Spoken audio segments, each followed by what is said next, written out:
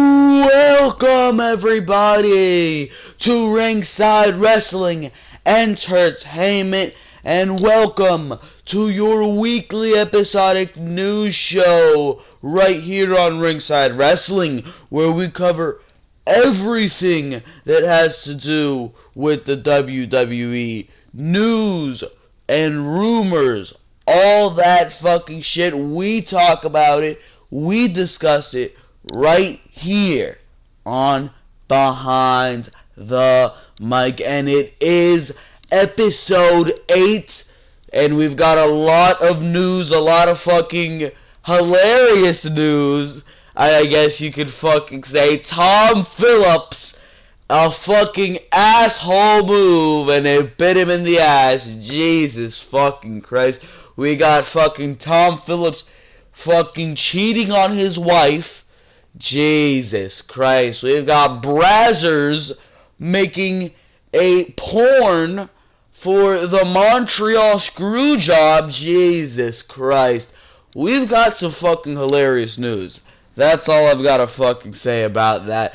We've got The Rock. He called CM Punk on air, or not on air, but after Raw went off the air in front of a live audience after Raw just last Monday. We have the Broken Hardys, Matt and Jeff, coming to WWE, possibly making an appearance at WrestleMania 33. That'd be fucking huge right there. We've got fucking Finn Balor reportedly coming back from injury. Shinsuke Nakamura to debut on the main roster in the next week. Jesus Christ. A Bray Wyatt babyface turn as a part of the Randy Orton saga against Bray Wyatt. A lot of fucking news, ladies and gentlemen, and we're gonna cover it all here on Behind the Mic. It is your date of February 25th. But before we get into the video, make sure to like, make sure to comment, make sure to subscribe, make sure to go check out everything else on the channel. Raw reviews, Smackdown reviews, Resident Evil 4 gameplay. Make sure to go check that out.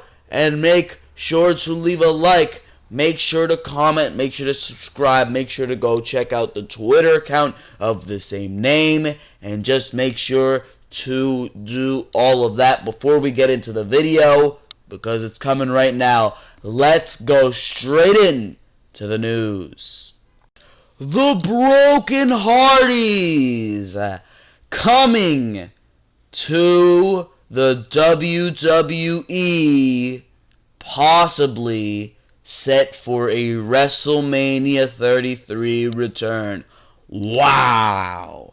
As TNA Impact Wrestling begins the process of rebuilding itself, and Jeff Jarrett starts trying to make it relevant again, they may end up losing their biggest stars. Jarrett hopes that he can bring life back into the company now that he is back in power, but he has a lot of work to do. He has already reached out to one former world champion with hopes of bringing him back, but the Hardy Boys may already have one foot out the door and the other one inside the WWE. For months, many have wondered what would become of Broken Matt Hardy and Jeff Hardy, but there has never been any leaning toward TNA or WWE. Now it appears as if the time has come, and rumor has it that the Hardy Boys will make a surprise return at WrestleMania 33.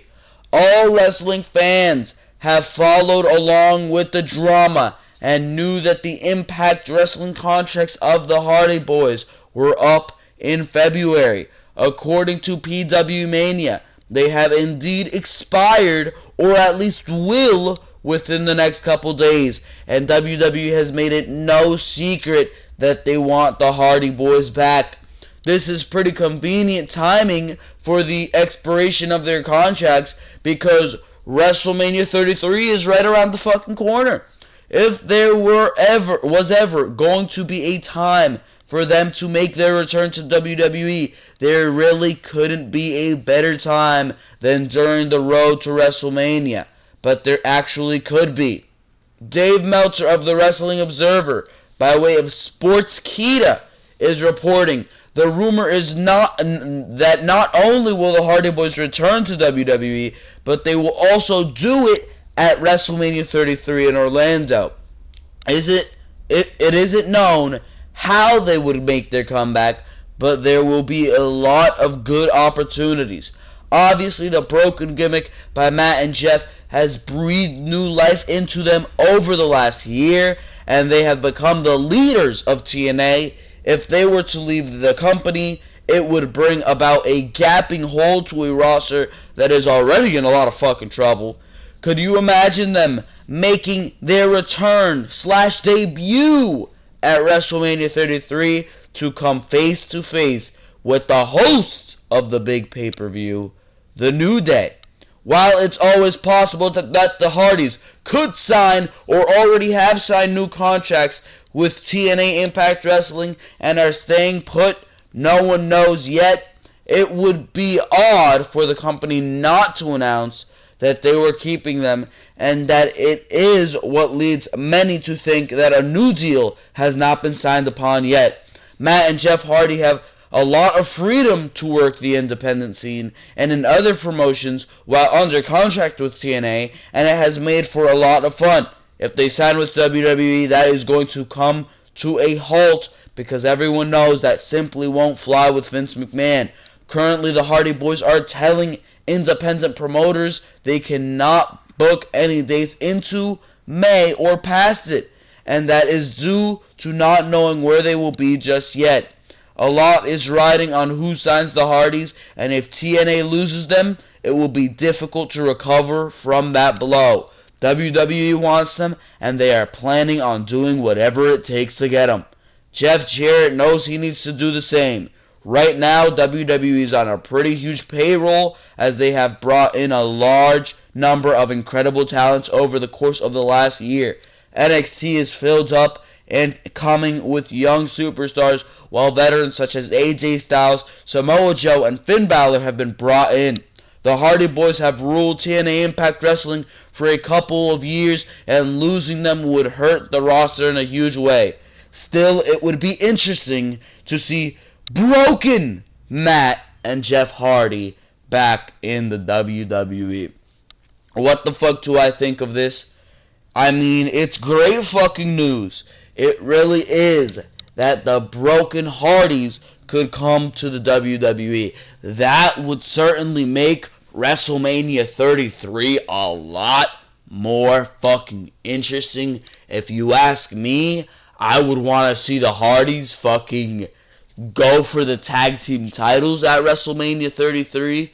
Maybe you have on SmackDown, if they do go to SmackDown, I think they'd go to Raw. I think McMahon would want them on fucking Raw, and Raw equals the doom of anything and everything. So, I mean, maybe they'd be fucking destroyed on Raw, and I'm fucking worried for that. Maybe Matt Hardy wouldn't have the genius creative control, the wonderful creative control that he fucking has on Monday Night Raw, but I can see them at WrestleMania 33, if it is true that they debut at WrestleMania 33, if they do hold off their fucking debut till WrestleMania 33, which I wouldn't fucking do, I'd build them going in to WrestleMania 33. I'd have them debut on a SmackDown or a Raw, challenge American Alpha, challenge Gallows and Anderson, challenge the fucking New Day.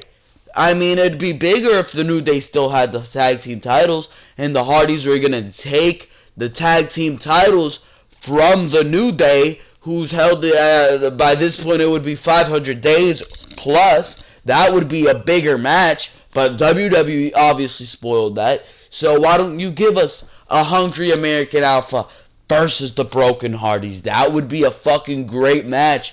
American Alpha has taken out everybody on SmackDown. I mean, they've been running through everybody. And then they take out the Usos on an episode of SmackDown. And then weird shit starts happening to them. Lights start flickering. Shit starts happening. promos start playing, and then at WrestleMania we finally find out what the fuck is going on to the American Alpha.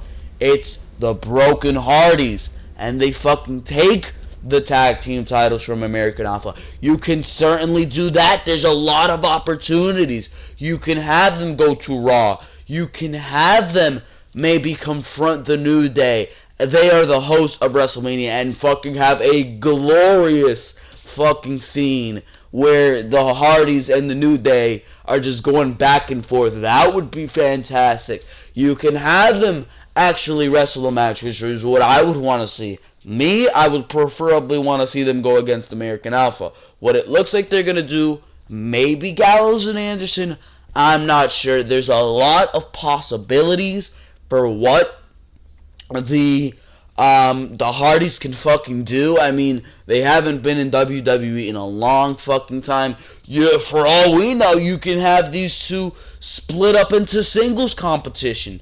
I mean, I would love to see a Matt Hardy take out all the fucking competition, become world champion, take out a fucking Roman Reigns, take out a Kevin Owens. I mean, I'd love to see that. There's a lot of possibilities with what you can do with a Matt Hardy, especially with the broken character. I want to see him come in and delete everybody in the fucking WWE.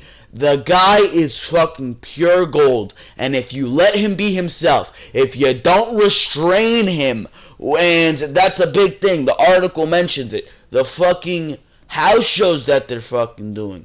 I mean, are they really gonna put that on halt to fucking go to the WWE? It's gonna be giving up a lot of things, but if they can achieve new greatness, if they can achieve a new height of popularity, if they can bring something to the WWE that is otherworldly, that the seven deities, that only the seven deities can bring on to a Monday Night Raw, to a Smackdown, then I cannot fucking wait. If they do debut at WrestleMania 33, and at this point, I'm sure that they're going to be at WrestleMania 33, it's going to be great, and WrestleMania 33 is not looking that exciting. So it's going to bring something huge to WrestleMania 33, and for that, if this happens, I'm looking forward to it, and you should be too. The Hardys possibly coming to WrestleMania 33 and the WWE.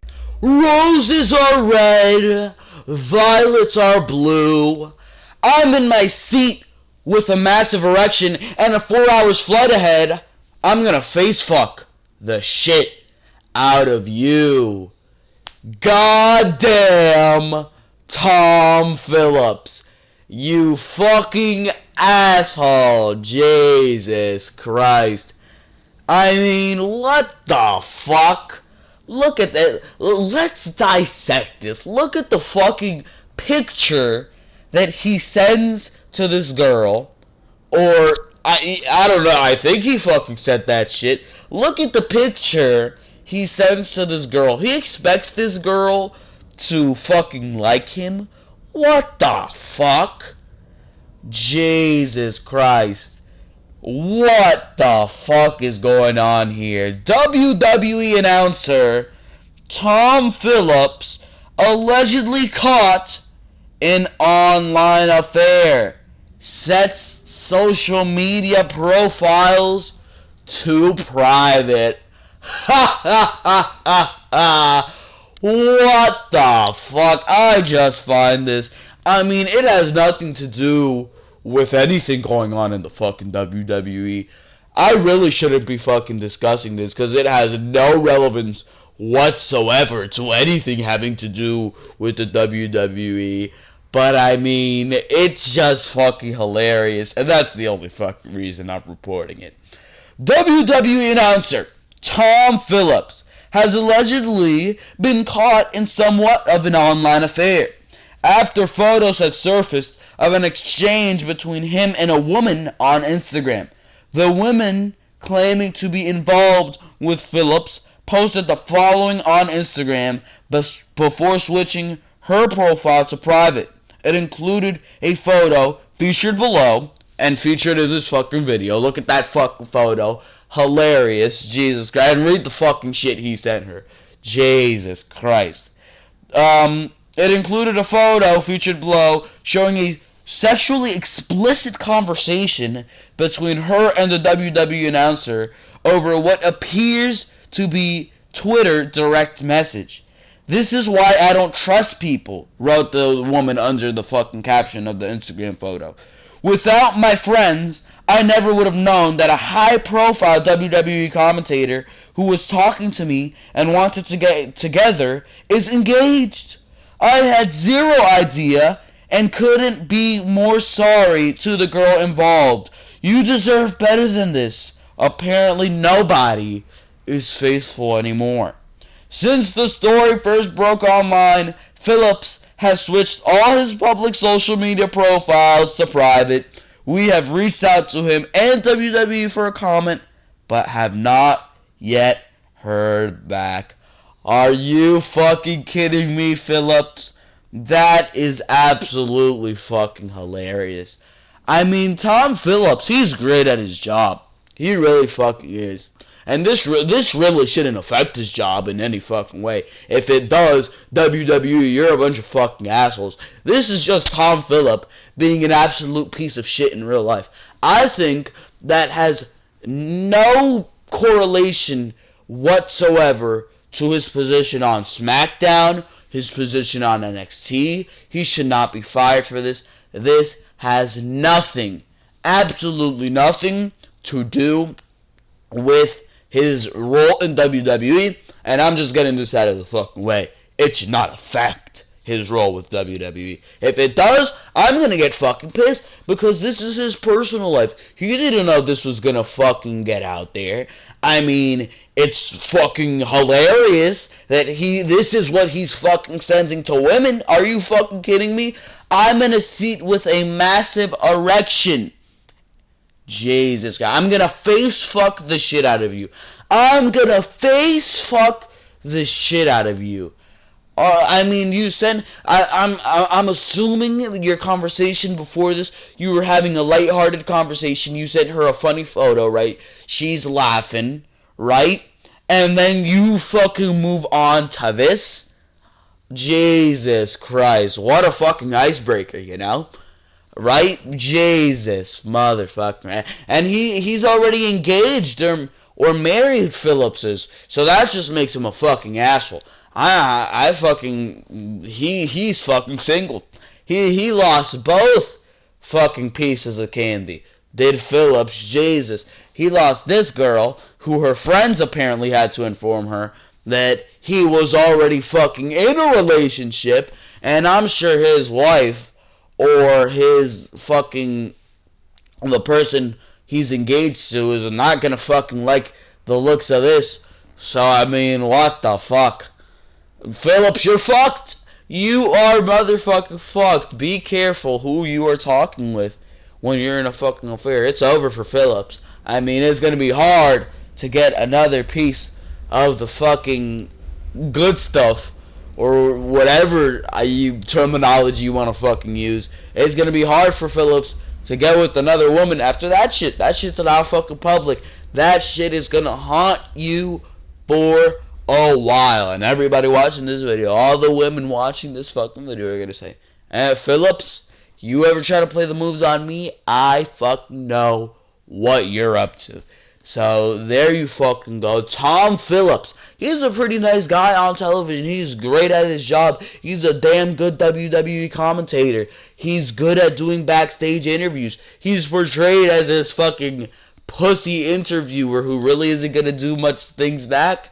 I mean, look at Phillips in real life. He's an asshole. Absolutely fucking hilarious. Absolutely hilarious that people...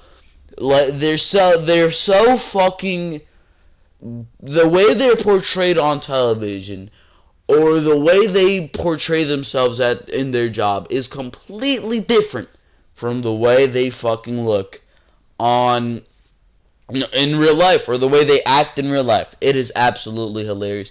And this is going to be something that's going to be fucking dating back to Tom Phillips for a while. And that is absolutely fucking hilarious. on to one of the bigger news stories in this fucking week entirely. Finn Balor apparently returns from shoulder injury or surgery during WWE NXT. And apparently, I heard he got fucking physical. Finn Balor returned to WWE programming Wednesday on WWE NXT, after undergoing his surgery in August. Within seconds, he was sliding into the ring to clothesline Andrade Cien Almas, coming to the defense of Shinsuke Nakamura. The WWE Instagram account captured the exciting return, and they show a video of Finn Balor returning to the WWE. The Demon suffered the original injury during his match against Seth Rollins for the Universal Championship at SummerSlam. Balor dislocated his shoulder when he was powerbombed into the barricade. However, he finished the match and won the title. The Irish superstar was forced to forfeit the championship the next night on Raw. I was actually at that Raw. Very fucking depressing moment to see Finn Balor rise up and fall down that quickly. And he underwent surgery soon after. Per WWE.com, Dr. Chris Robinson diagnosed Balor with a shoulder dislocation and possible labrum tear and set his recovery timetable at 4 to 6 months.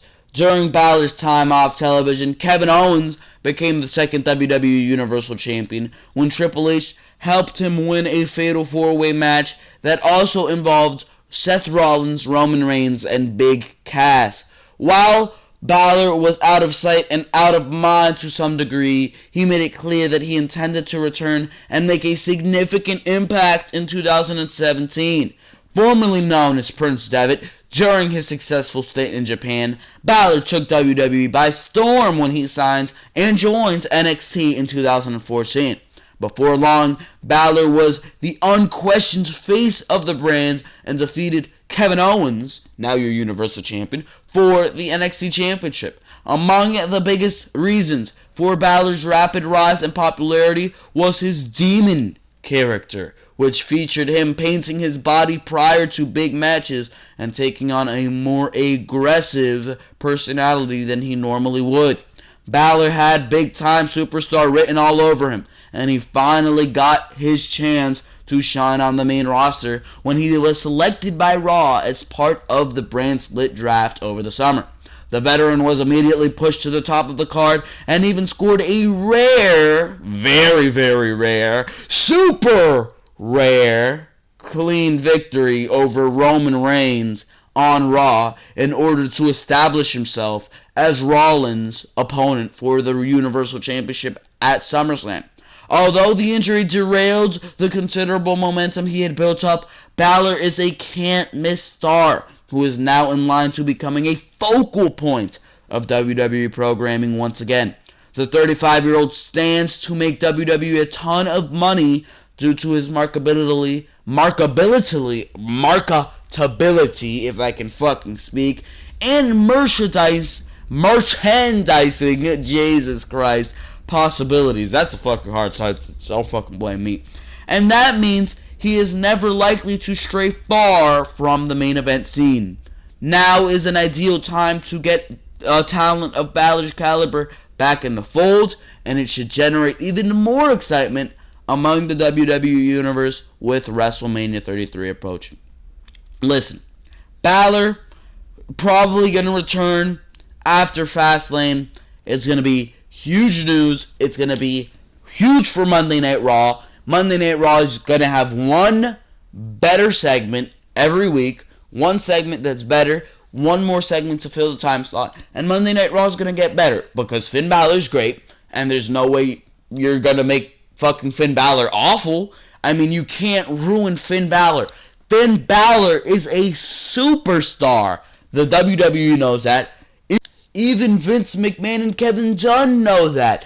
That's for no question why they allowed him to win the Universal Championship at SummerSlam. That is why he immediately came in from NXT, won a world title or a newly established world title, I should fucking say. And he won a world title on his first pay-per-view, first fucking month there.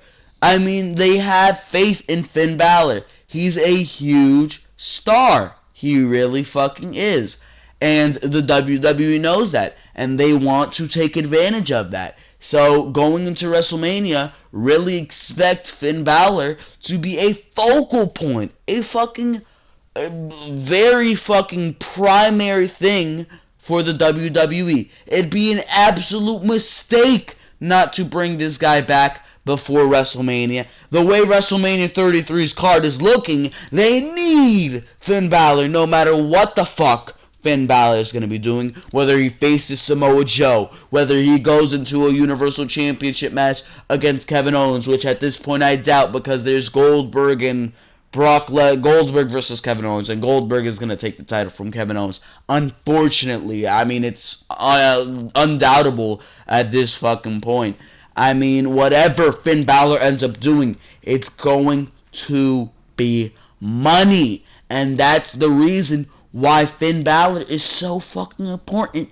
He's money. The fucking article said it. He's going to make WWE money. And when he comes back from injury, Monday Night Raw is going to get a little bit better. However you decide to bring him back from injury, you have the fucking Triple H stable that I'm talking about, or that I reported last week. You got the stable that is being reported. Owens, Joe, maybe Balor can be the fourth man.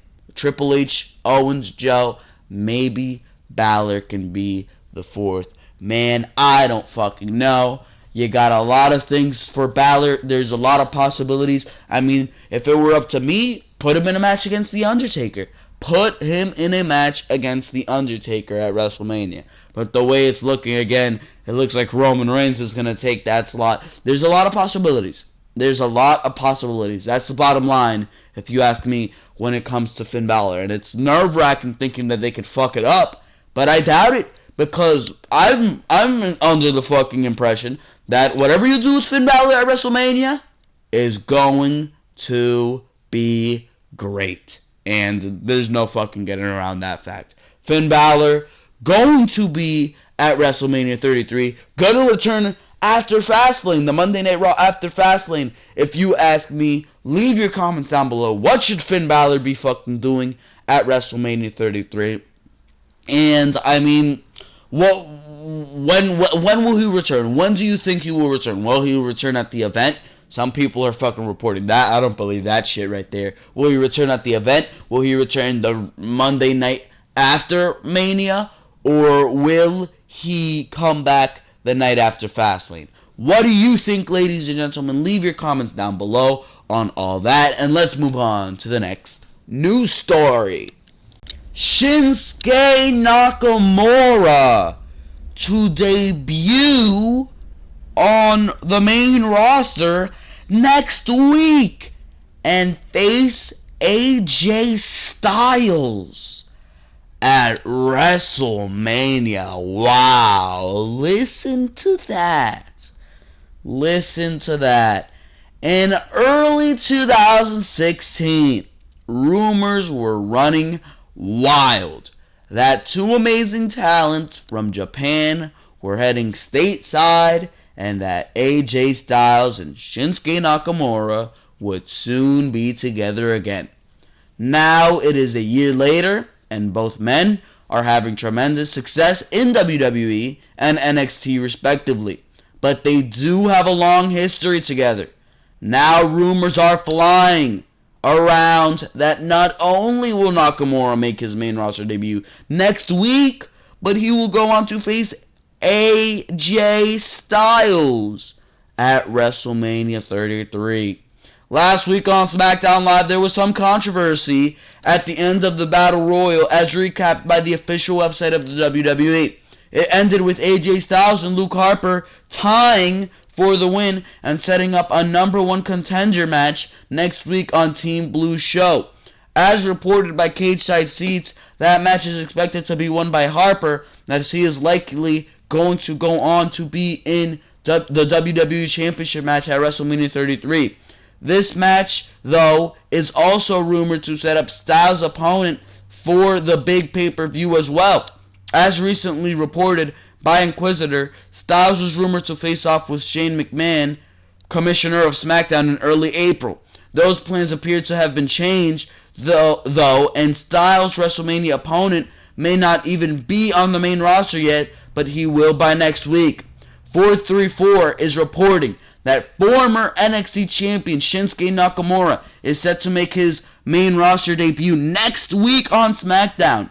It is rumored that he will get involved in the match between Harper and Styles, which will cost AJ the win and set up their bout at WrestleMania. If this ends up being true, that bout between Nakamura and Styles could easily steal the entire show. Yes, it will. And be a match of the year candidate. Yes, it will. Now, it isn't as if the two are total strangers, as they have faced off a number of occasions over in Japan. They put on a classic battles, and there is a little doubt they would do so again if given the time and the chance in WWE. There is little doubt they wouldn't do so again. What the fuck? Why wouldn't they do so again? I mean, it's Shinsuke Nakamura and AJ Styles. Have you seen what they did at fucking Wrestle Kingdom 11? Jesus Christ. Shinsuke Nakamura recently spoke with Yahoo Sports Japan about performing at WrestleMania 33 and said he would like to face Styles if the opportunity ever came about. He also kind of took a shot at Styles in regard to his opponent for this year, as transcribed by Chris Charlton. If the WrestleMania opportunity presented itself, I want to do it. AJ doesn't have an opponent yet.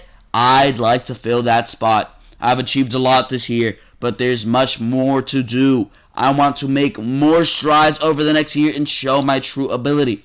This past Tuesday, before the 10 Superstar Battle Royal to determine the number one contender to Bray Wyatt's WWE Championship, Styles responded to Nakamura, "Shinsuke Nakamura, how's this? Sorry, but I do have a match at WrestleMania. In fact, I'll be headlining WrestleMania after tonight." Nakamura wasn't going to just let that one go either. He wrote back, "Choose the best way, bro."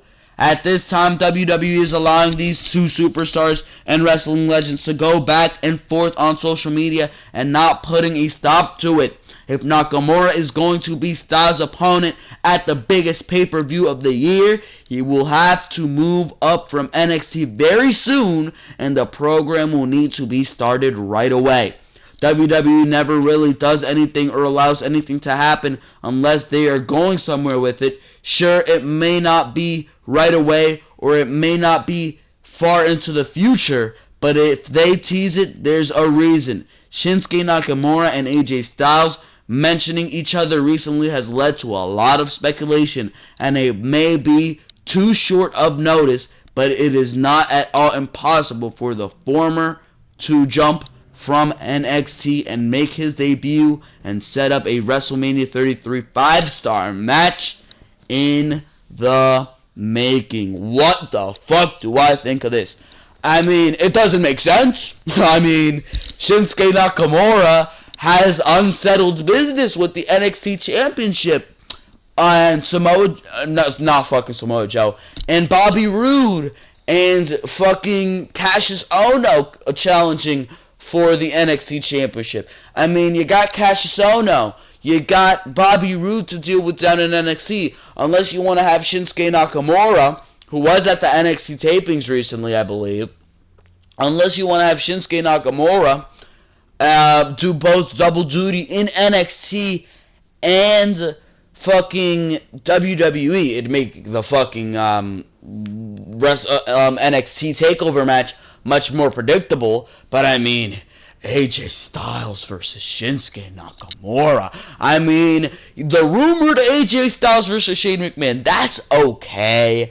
I mean, it'd be kind of underwhelming.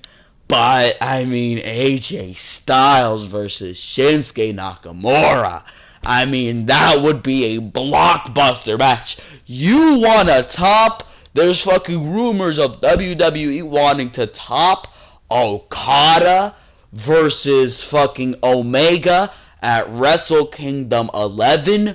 You got your fucking match. If Shinsuke Nakamura and AJ Styles go against each other at WrestleMania 33, Bam Bam Bigelow, there you fucking go with your fucking match that will beat Okada versus Omega. That could be one of the fucking best matches with the fucking hype behind the WrestleMania match. That could be one of the best fucking matches of all time. That could rival Taker and Michaels, if you ask me. Styles and Nakamura, two of the best athletes we've ever seen in the fucking wrestling world, if you ask me. Styles might just be the best wrestler on the planet right now. Nakamura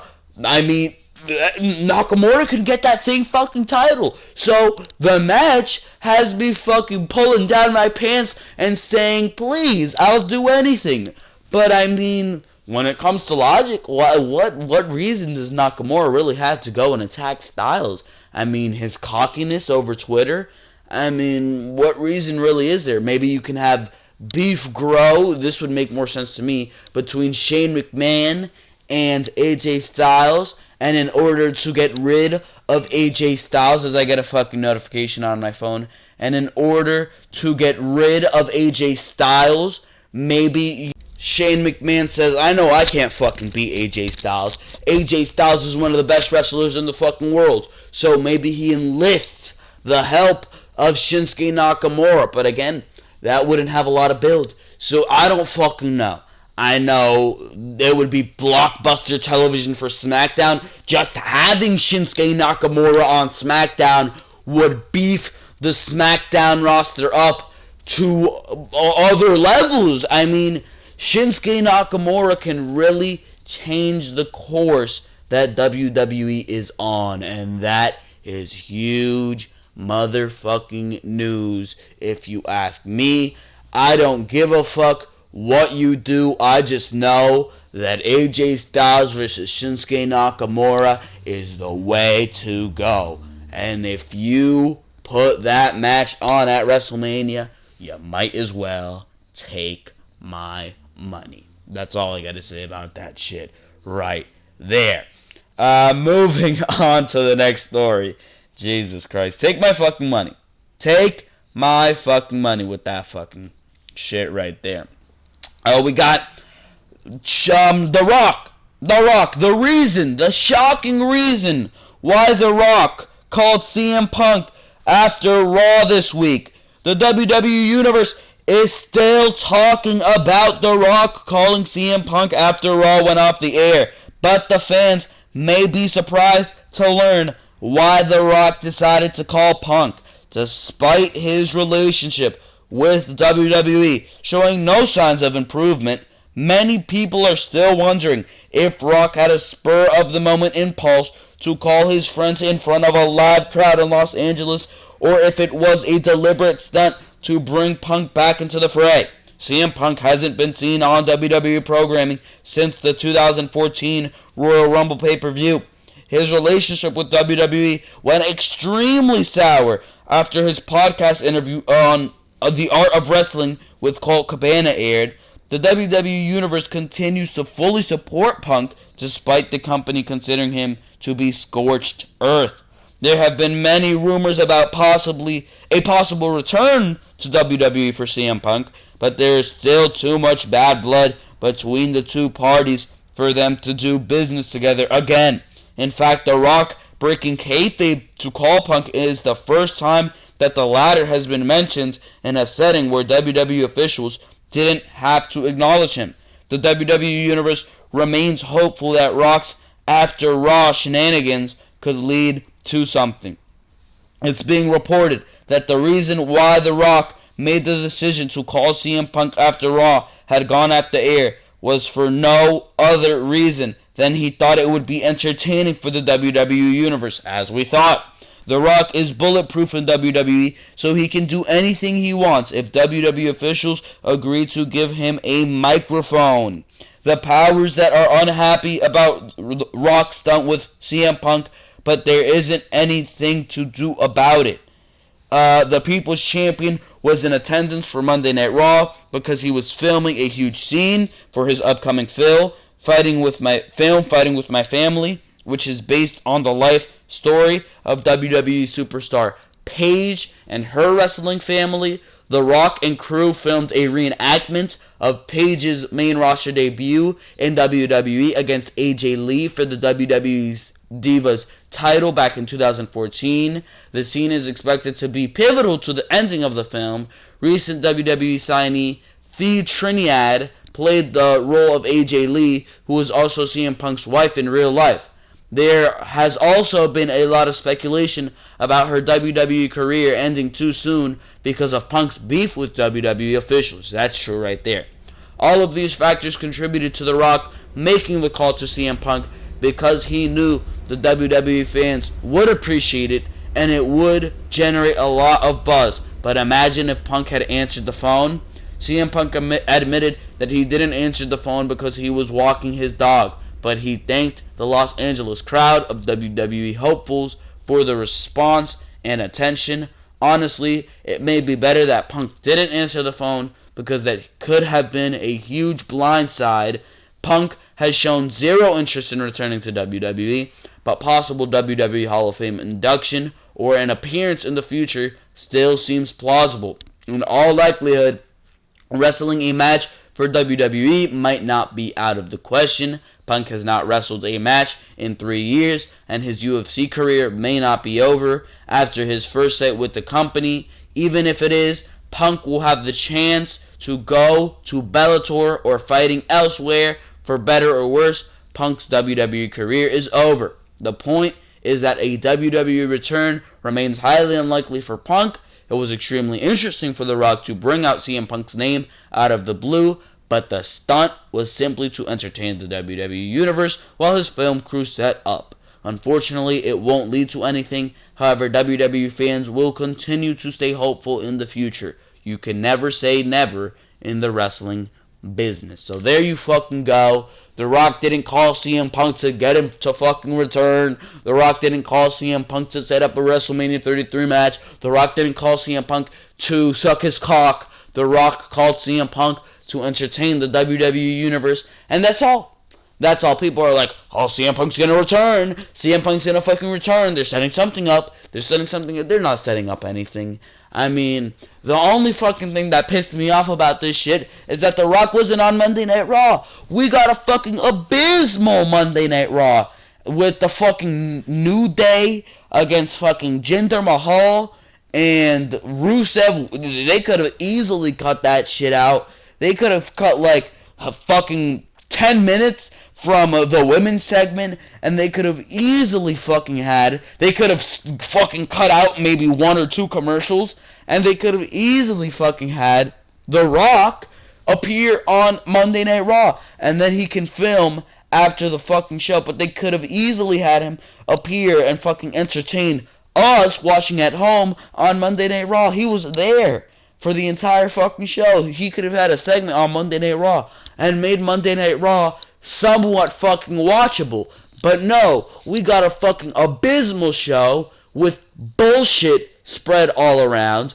And I mean, there's no fucking getting those fucking however fucking 3 hours of our fucking life back now. So there you fucking go, ladies and gentlemen. That's the real reason why fucking The Rock called CM Punk. Some WWE officials are apparently angry about it, but what the fuck are they gonna do? It's the fucking Rock. You don't control The Rock's mouth, I'll tell you that much.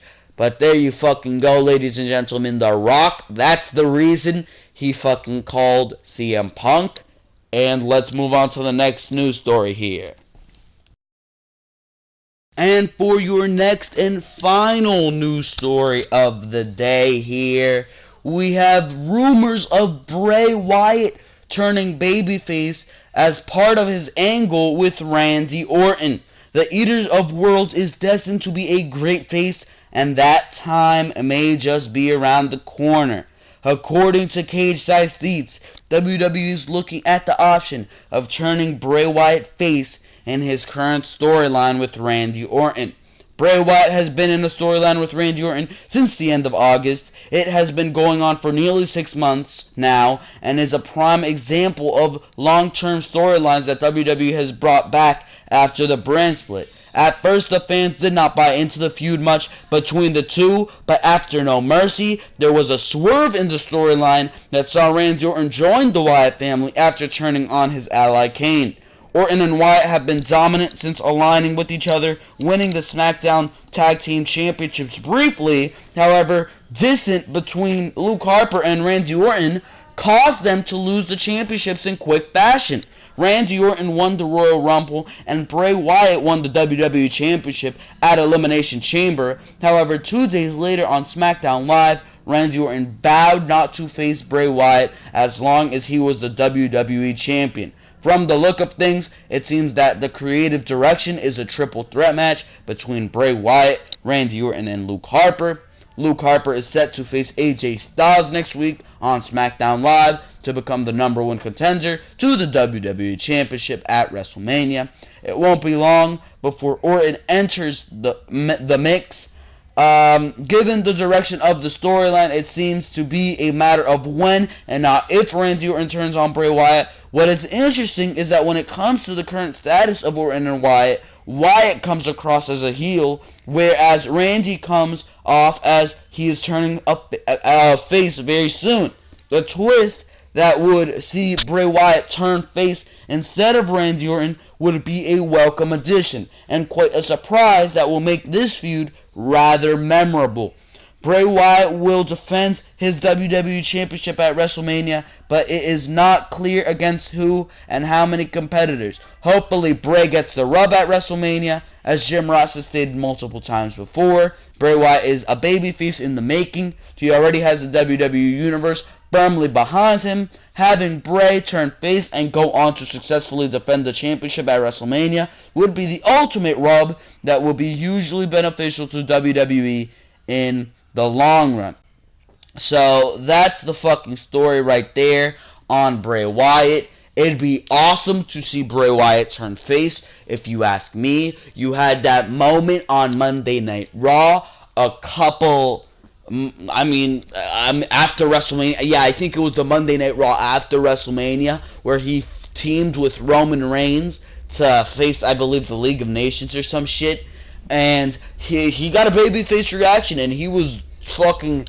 he was doing all the babyface things, and he was getting a huge babyface reaction. Bray Wyatt can be a huge face, and that's the other side of Bray Wyatt. He's a clearly dominant heel, but he can be an over face, and I like that about Bray Wyatt. Wyatt has a major upside, and that's why I was questioning for so long why this guy wasn't WWE Champion before this fucking reign he has right now. But he is now being built finally into a superstar. Bray Wyatt's looking like a fucking champ, and a fucking plus champ at that matter. And this feud with Randy Orton, the addition of Luke Harper, is only benefiting everything going on in this storyline. If you want to have Bray be the babyface, you can certainly have that fucking happen. Have Bray align himself with Luke Harper. Have Randy Orton say,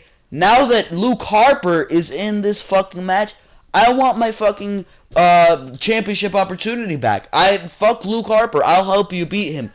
Let's make this a triple threat. Bray Wyatt gets a little cautious, saying, I can beat Luke Harper on my own. Randy Orton's going to fucking Daniel Bryan, going to Shane McMahon, asking for the championship opportunity before his opportunity back. Maybe fucking Shane McMahon and Daniel Bryan make him earn it.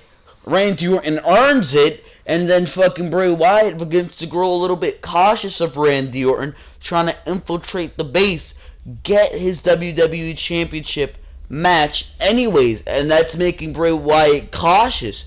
So maybe that will eventually lead to turmoil, and Randy Orton turns on Bray Wyatt. So that's what I'm looking at going into WrestleMania 33. It's been a great rivalry. It's whatever the fuck they do. If it's Randy Orton turning heel, which I want to see Randy Orton turn heel, because Randy Orton as a heel is fucking fantastic. And I know Bray Wyatt as a face can be fantastic as well. So I don't know, Luke Harper, I like the fact that they're putting him in there, giving him that opportunity. So I like what they're doing. I like what they're doing. And then, of course, you got AJ Styles versus Shinsuke Nakamura. SmackDown's fucking fine. SmackDown's fine. It's Raw that I'm worried about with this fucking WrestleMania 33 card. But that's pretty much all I got, ladies and gentlemen. That is pretty much all I got. 50 minutes here of an episode. That has been Behind the Mic. What's the fucking date here for February 25th? That is episode 8 of Behind the Mic, where we cover all the weekly WWE news. Make sure to go check out everything else. We got Resident Evil 4 Part 1. We're doing that on the channel. We're doing Smackdown and Raw reviews every week. Pay-per-view reviews. NXT TakeOver special reviews. WrestleMania. You will see a review for that. Fastlane coming up, who really nobody cares about. You got that coming up. You got a lot of things coming up. And it's all going to be covered here on Ringside Wrestling Entertainment. So make sure to stay tuned to the channel. Make sure to subscribe to get everything in the channel in your subscription boxes. Make sure to like. It helps us out. And make sure to comment what you thought of the news, what you're thinking going into WrestleMania, going into Fastlane. If you have any fucking thoughts about Fastlane, if you have any thoughts about that, make sure to write it in the comment section below. Because for now, this has been Joel Perez, and I am out of here. Thank you very, very much for watching this video.